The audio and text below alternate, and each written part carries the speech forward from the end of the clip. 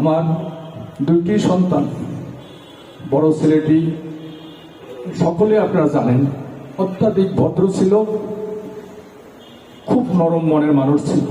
ওকে আমি ল পাস করিয়েছিলাম।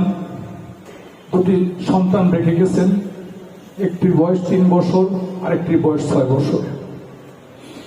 এই পরিবেশটা এখন আমার কাছে সংসারের খুব বড় একটি বোঝা হয়ে দাঁড়িয়েছে। এই নাতিনগুলির দিকে তাকানো যায় না।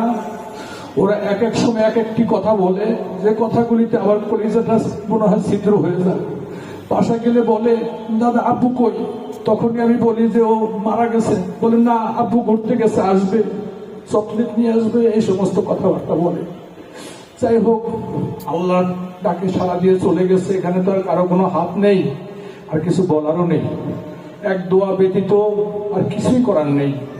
তাই হয়তো আমরা ওর জন্য শুধু দোয়াই করতে পারবো। আপনাদের সহযোগিতা নিতেছি।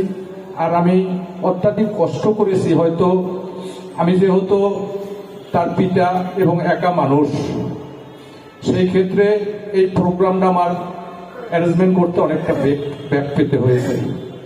এখন আমি হয়তো আপনাদেরকে এরকম দুপুরের টাইমে অথচ কষ্ট দেওয়াটা ঠিক হইতেছে না, এজন্য আমি সকলের কাছে ক্ষমা চাই।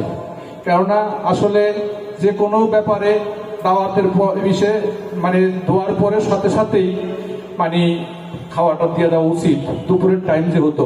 তারপরেও আমি বিশেষ একটি কারণে হয়তো 10-15 মিনিট একটু লেট করিয়েছি। সেই ক্ষেত্রটা হলো আমারই ব্লাডের আমারই বাইশটা ডক্টর ব্যারিস্টার ইশরাক আহমেদ সিদ্দিকী, ওনার হয়তো একটু আসতে দেরি হয়েছে, এই জন্য আমি হয়তো অন্যভাবে একটু লেট করেছি।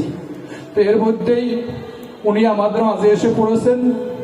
উনি যেদিনকে মারা গিয়েছেন সেদিনকেও সকাল 10টা থেকে দুপুর পর্যন্ত আমার এই সন্তানের ব্যাপারে সময় দিয়েছেন। যাই হোক, এখন আপনাদের মাঝে